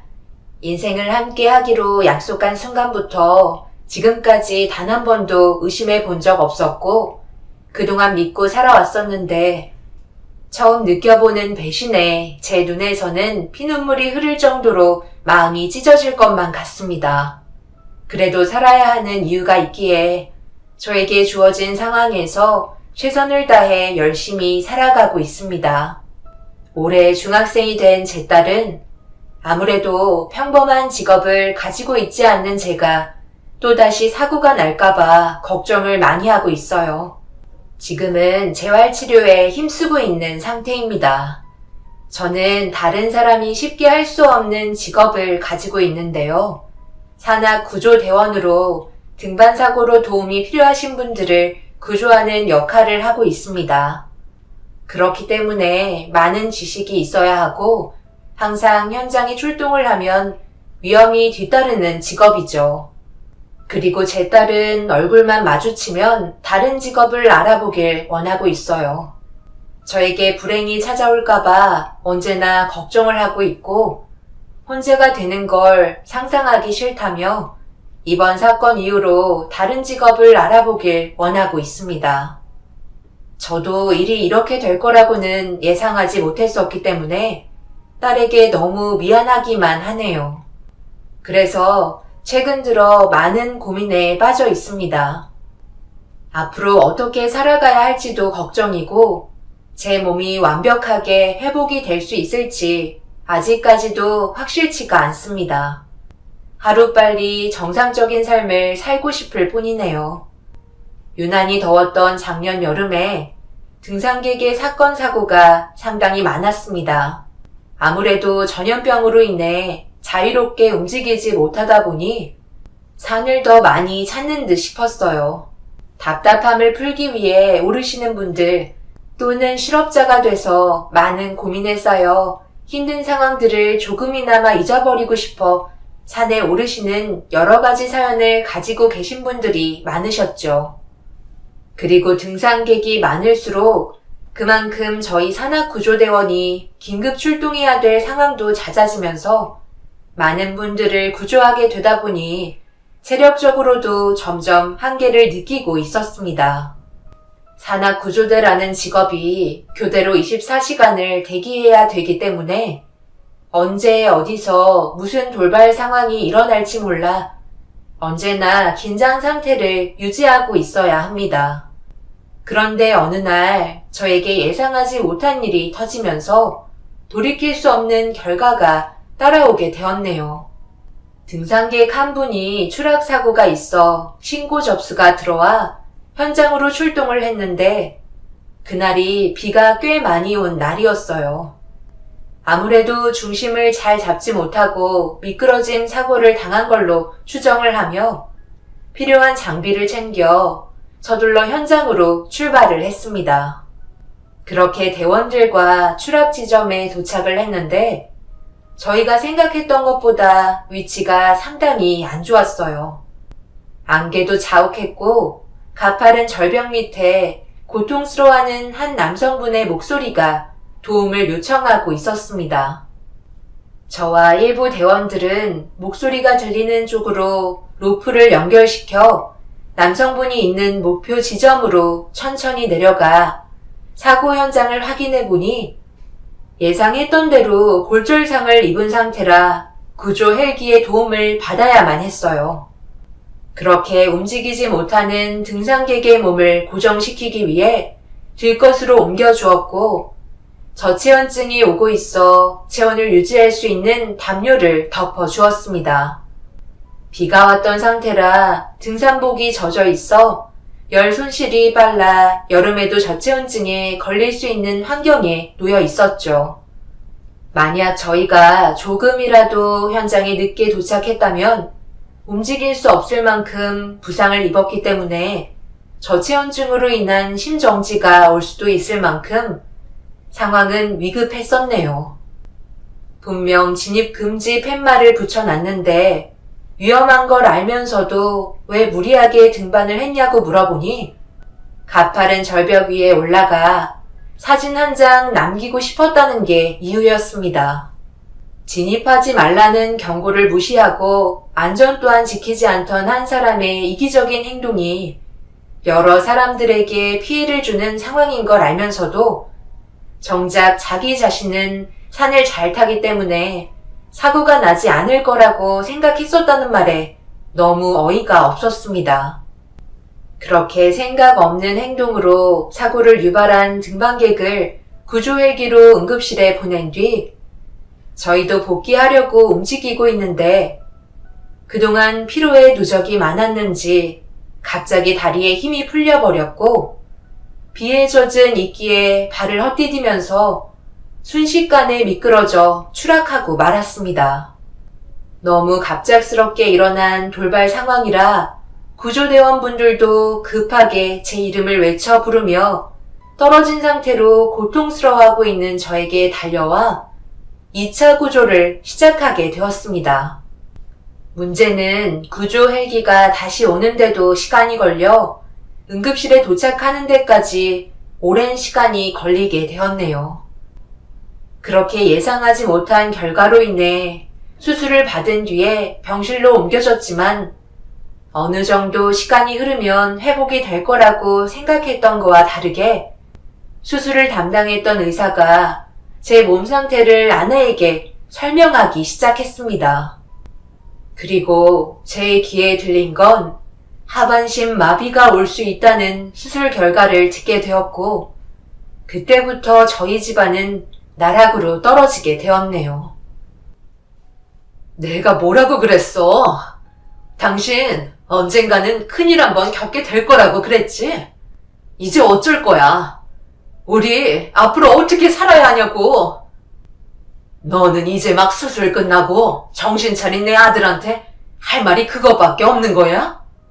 먼저 몸 상태부터 확인하고 걱정해줘야 하는 게 우선 아니니? 산악구조대 일이 아니었어도 어떤 상황에서든지 사고는 일어날 수 있는 거다. 벌써부터 앞날을 걱정하고 있어? 제가 오죽했으면 눈을 이제 막 뜨게 된 그이한테 이런 말을 하겠어요? 몇 번이나 다른 직업 알아보는 게 좋을 것 같다고 사정을 얘기했었는데요. 그런데 고집 부리더니 이거 봐봐요. 결국에는 하반신 마비가 올지도 모른다잖아요. 제가 이 사람 병수 받으려고 결혼한 줄 아세요? 아무 걱정 없이 평범한 가정생활을 바랬던 거라고요. 어머님은 이 사람만 두둔하지 마시고 제 입장에서도 생각을 해주셔야 하는 거라고요. 저는 하반신 마비된 남자랑 같이 살 생각도 없을 뿐더러 이런 위험한 직업을 그만두지 않고 가정은 뒷전인 이 사람이랑 차라리 그만하는 게 모두를 위한 길일 것 같아요. 안 그럼 제가 먼저 혈압 올라 세상 떠날 것 같네요. 얘가 지금 우리 아들 앞에서 못하는 말이 없어. 지금 어떤 상황인지 뻔히 알면서 그런 말이 나와? 그래서 어쩔 건데? 내 아들이 장애인 됐으니까 이제 이혼이라도 하겠다는 거야? 이제야 본색이 드러나는구만. 너네 아들 말고 다른 남자 있는 거지? 아내와 엄마는 제가 옆에서 심각한 상태로 누워있는데 서로 언성을 높이면서 싸우고 있었어요. 아내의 마음도 이해 못하는 거 아닙니다. 저에게 몇 번이나 다른 직업을 알아보는 게 어떻겠냐고 부탁을 했었는데 솔직히 다시 처음부터 직장을 알아보는 것도 그렇고 사업을 한다는 것 또한 두려웠었어요.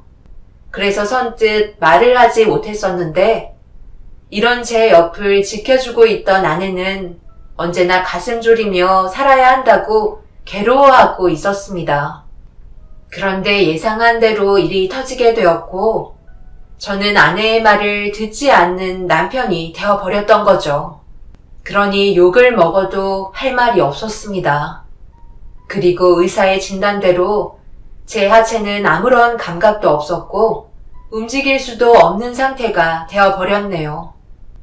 그날 이후 엄마와 아내는 제 옆자리를 지켜주었지만 장인 장모님께서 제 몸 상태에 대해 아내에게 듣게 된 이후부터 뭔가 느낌이 좋지 않았어요.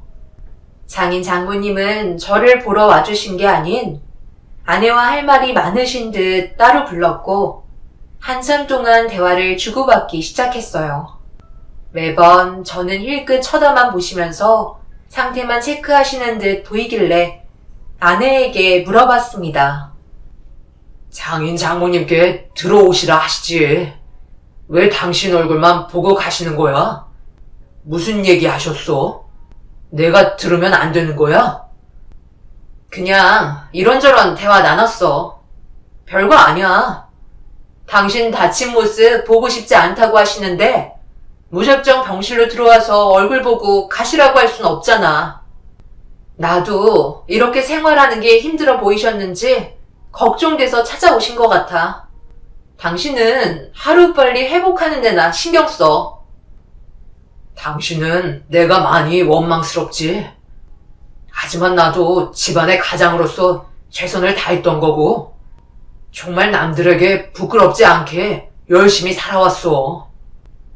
누가 그걸 모른대? 하지만 지금 결과를 봐봐. 결국엔 당신이 나한테 또 다른 짐을 짊어지게 해줬잖아? 내가 지금 이 나이 먹고 당신 병수발이나 들어줘야 하는 거야? 나보다 일찍 결혼한 애들 지금 뭐 하는데? 지금 나이에 자기들 취미생활 즐기면서 하고 싶은 거 하며 돈 쓰고 살아. 지금까지 모아둔 돈으로 자식 키우며 못했던 일을 이제서야 하기 시작한다고. 그런데 지금 내 삶을 봐봐. 지금까지 당신 뒷바라지하며 매일 가슴 졸이면서 살아가다가 이제는 하반신 장애인 되어버린 당신 병수발 들려고 병실에서 나가지도 못해. 지금 내 삶이 이래. 친구들은 어디 가서 뭘 먹었는데 엄청 맛있었다고 나중에 나랑도 가자면서 자기들 여행 다녀온 사진 몇 장씩 보내주는데 내가 속이 안 터져? 이게 사는 거야? 남자 하나 잘못 만나면 평생을 후회한다고 하던데 내가 딱 그 꼴이지. 이렇게 사는 거 이제 지긋지긋하다고. 오늘은 어머님 오시기로 했으니까 나는 먼저 들어가 볼게. 아내는 그동안 저와 함께한 결혼 생활이 마음에 들지 않았던지 결국 쌓아두었던 불만들을 터뜨려 버렸고 모든 것들이 지긋지긋하다며 짐을 챙기고 병실에서 뛰쳐나갔습니다. 순식간에 조용해진 병실 안에서 아내가 문을 열고 밖으로 나가는 뒷모습을 바라보며 저는 아무것도 할 수가 없었네요. 제가 이런 사고를 겪게 되기 전에도 아내는 저에게 항상 불만이 많았었어요. 목숨 걸고 하는 일치곤 수익이 너무 적다면서 맨날 절약하면서 살아야 하는 자신이 너무 싫다고 나중에는 저보고 능력 없는 남자라고 자존심까지 뭉개버렸었네요.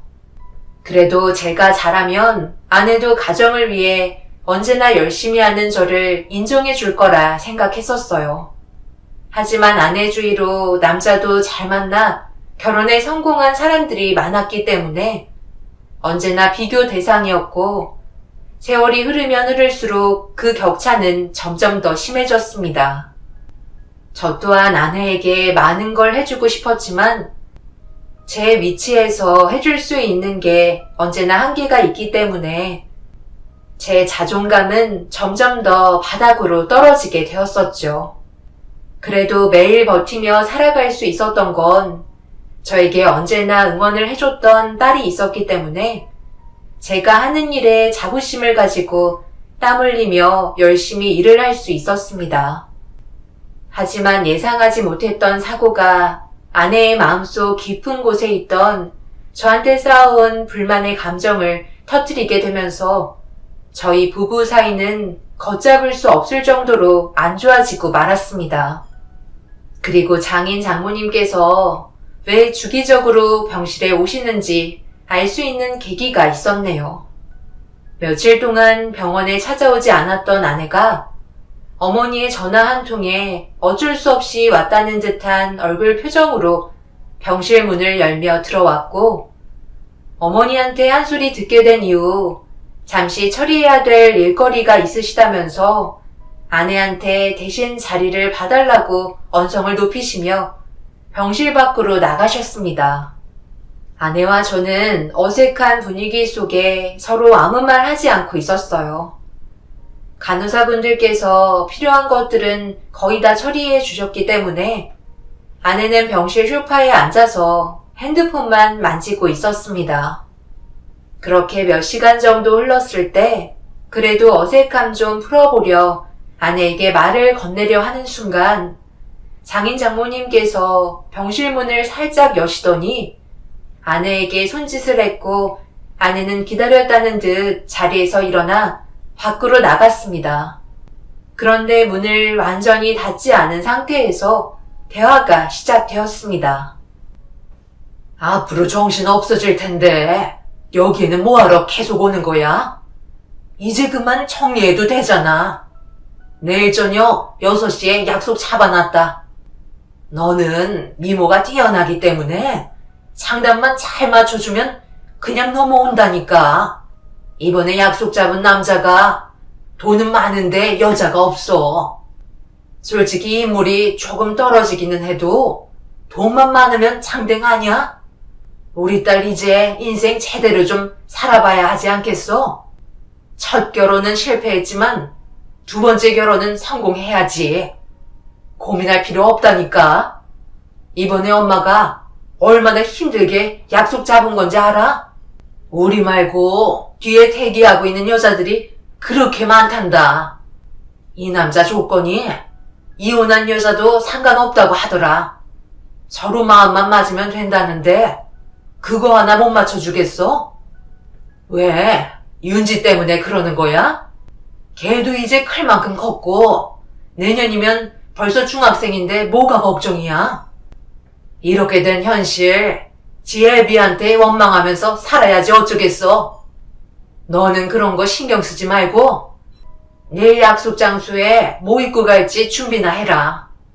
그리고 여기서 뭐 하는 거야? 간호사들이 알아서 다 해주는데 이런 데서 시간 허비하지 말고 헬스장에 가서 운동이나 좀 더 해.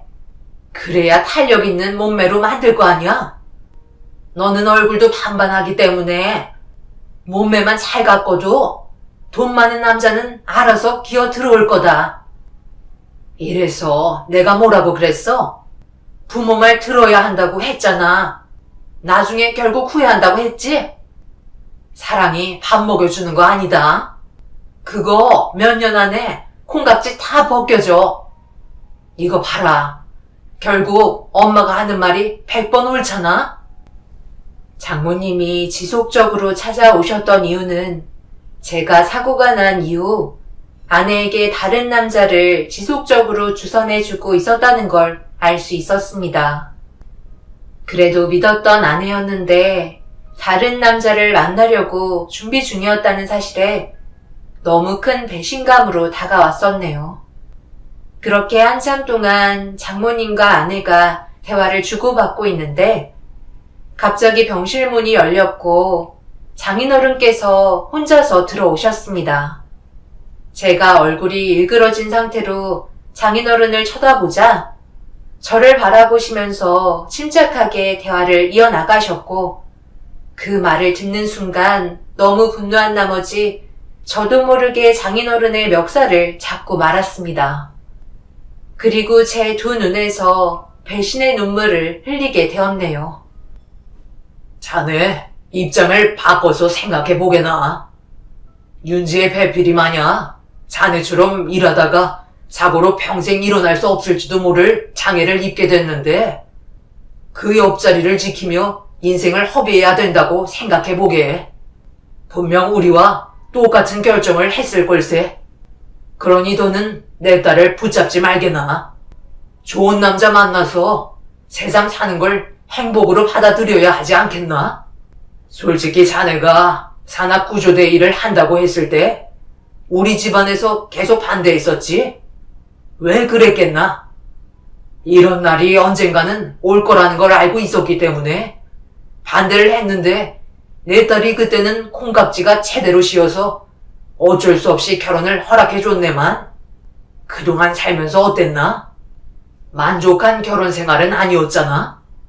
내 딸의 불만을 만족시켜주기에는 자네의 그릇이 너무 작다 보니 부부싸움도 찾았잖아. 자네가 열심히 일을 하고 노력한다고 해서 달라지는 게 뭐가 있나? 어차피 매달 나오는 월급은 똑같고 얼마 되지도 않는 푼돈으로 몇 등분씩 쪼개가면서 남들 다 가는 해외여행 한번 못 가보고 지금까지 인생 허비하며 아끼면서 살았는데 그동안의 세월 동안 그래서 삶이 달라졌나? 자네 지금 나이가 몇인가?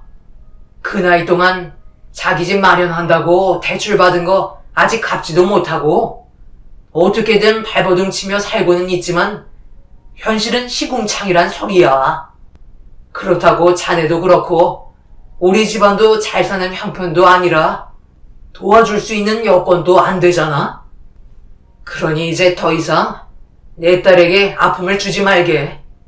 그만 놓아주고 새삼 살도록 해주는 게 현명한 거야. 혹시 아나? 자네도 나중에 비슷한 처지에 있는 또 다른 여자가 나타나서 평생 평수발 들어줄지. 사람 일 한 치 앞도 모르는 게 인생인 거야.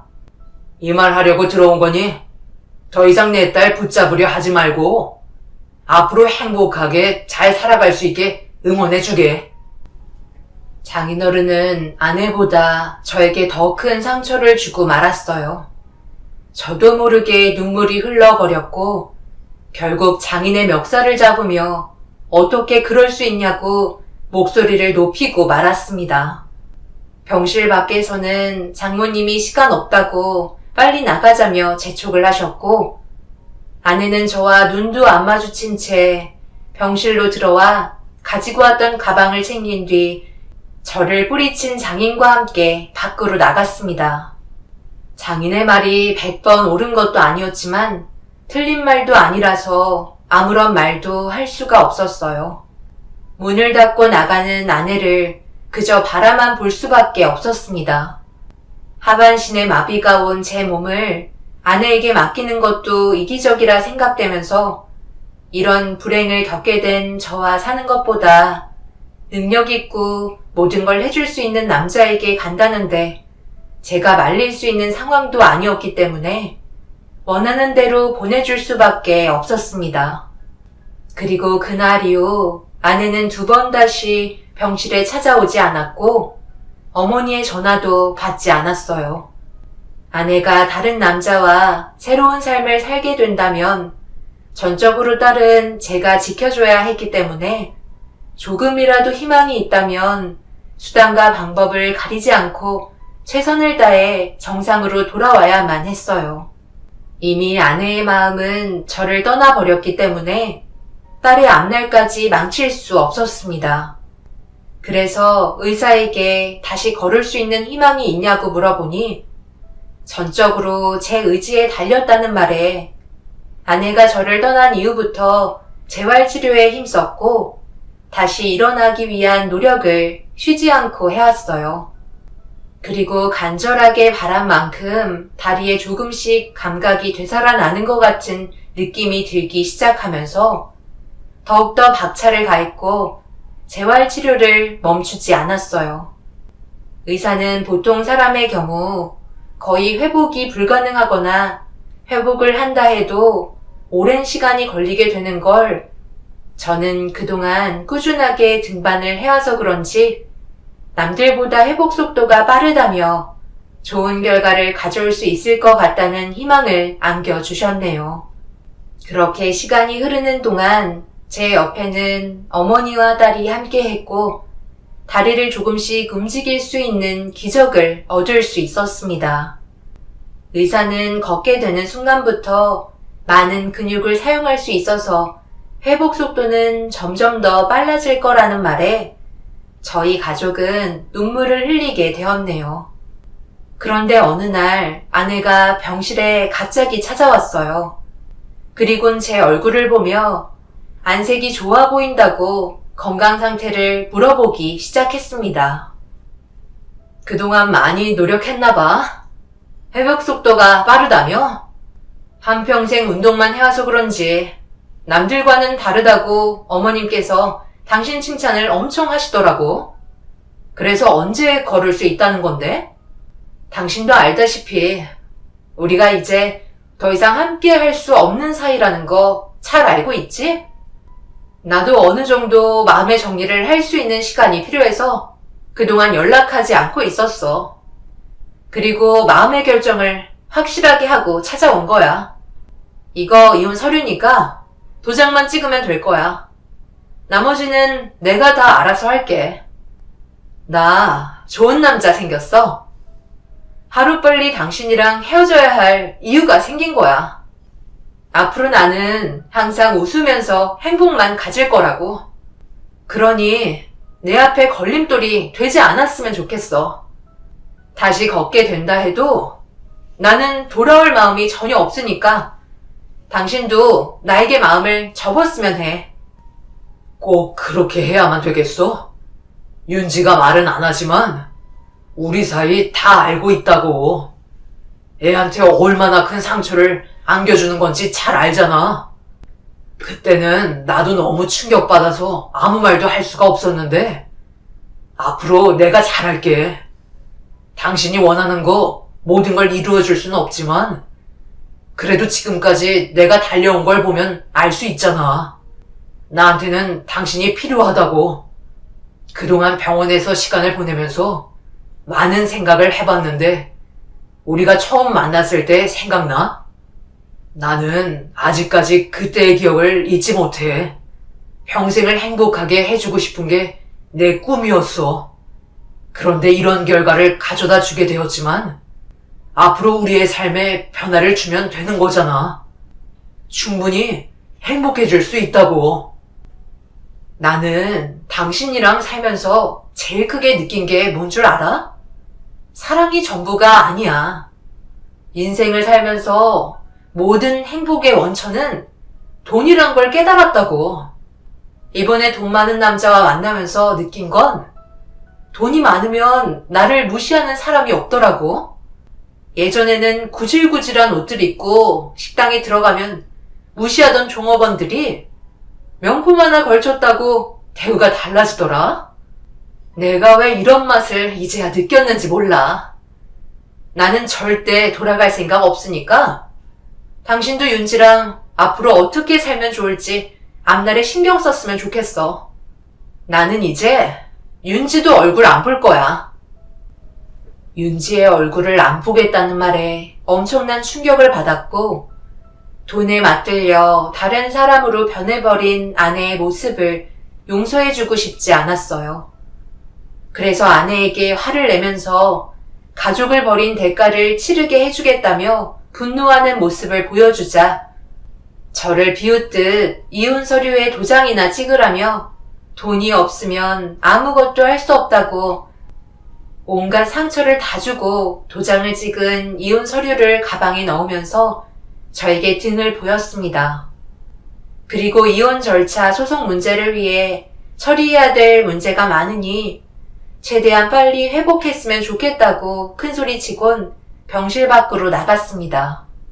아무리 돈이 좋다고 한들 그동안 자기가 배 아파 낳은 딸과 함께한 시간과 추억들이 있는데 자기 핏줄을 버린다는 말을 아무렇지도 않게 쉽게 뱉은 아내를 그냥 보내줄 수는 없었어요.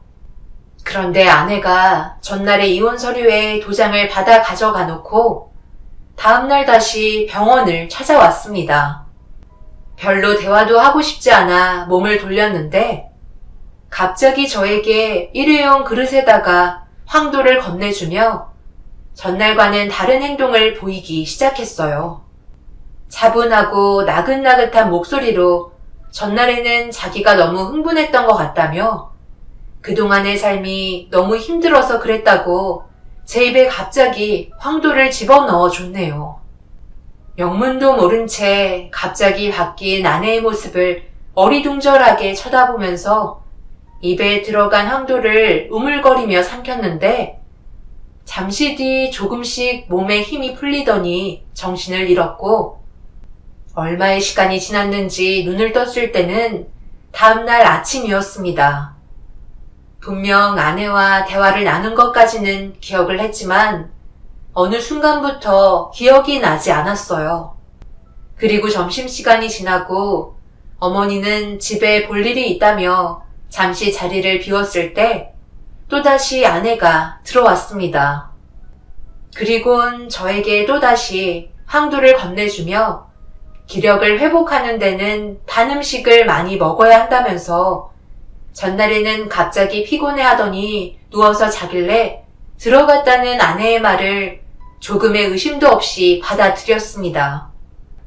정말 오래간만에 보는 미소와 따뜻하게 저를 챙겨주는 모습에 무엇 때문에 심경에 변화가 왔는지 몰랐지만 그래도 다시 돌아와 준 것 같아 제 입에 넣어주는 황도를 또다시 조금의 의심도 없이 주는 대로 먹었고 전날과 마찬가지로 다음날에 정신을 차릴 수가 있었네요. 그때부터 뭔가 느낌이 좋지 않았어요. 아내가 주는 황도만 먹으면 잠이 쏟아질 정도로 온몸에 힘이 빠져버리는 걸 느끼게 되자 또다시 찾아온 아내를 경계하기 시작했습니다. 아직 몽롱한 상태라 아내가 뭐라고 하는지 귀에서 울리는데 저에게 똑같이 캔에서 딴 통조림 황도를 그릇에 담아 등을 돌린 뒤 무언가를 하는 듯 했고 잠시 뒤 제 입에 또다시 넣어주려 하자 받아 먹는 척 하면서 재채기를 하는 척 하며 황도를 엎질러 버렸습니다. 그 순간 아내의 얼굴 표정이 일그러졌고 다시 사오겠다며 밖으로 나간 아내의 행동이 의심스러워 곧바로 어머니한테 도움을 요청했네요. 그리고 확실하게 알 수 있었던 건 아내가 제 입에 넣어줬던 황도 안에 어떠한 약을 타서 저에게 먹였다는 걸 알 수 있었습니다. 그리고 잠시 뒤 어머니가 급하게 병원을 찾았고 제 침상 위에 널브러진 황도들을 치운 뒤 간호사에게 도움을 받으려 나가는 순간 어머니와 아내가 마주쳤고 급하게 무언가를 뒤로 숨기기 시작했어요. 그리고 어머니는 아내의 손목을 잡으면서 어디론가 이동을 하셨습니다. 저는 불안한 마음에 휠체어에 몸을 싣고 순식간에 사라져버린 어머니와 아내를 찾아다니며 돌아다니고 있는데 아내의 목소리가 비상계단에서 들려오길래 급하게 다가가 엿듣는 순간 경악을 하고 말았습니다. 아내가 제 입에 황도를 강제로 먹인 이유를 듣게 되었고 결국 모든 게 계획이었다는 걸 알 수 있었네요. 그이가 나한테 복수를 하겠다잖아요. 재활치료 열심히 해서 내가 새롭게 꾸릴 가정을 엎어버리겠다는데 내가 가만히 있을 것 같아요? 그래서 너는 지금 내 아들한테 이렇게 많은 수면제를 과다 복용하게 만든 거야? 이러다 문제가 생겨서 갑자기 세상을 떠나면 너는 무사할 것 같아? 내가 대충 들어보니까 네가 낳은 딸 윤지와도 인연을 끊겠다고 했다며? 그게 엄마 입에서 나올 말이니? 그러니 내 아들이 화가 나지 않겠어? 그런데 너는 내 아들한테 수면제를 먹여? 그것도 이렇게 많이? 왜 이렇게까지 하는 건데? 맨날 잠을 자야 근육량이 줄어들고 재활치료도 못할 거 아니에요. 그래서 아예 움직이지 못할 때까지 먹이려 했어요.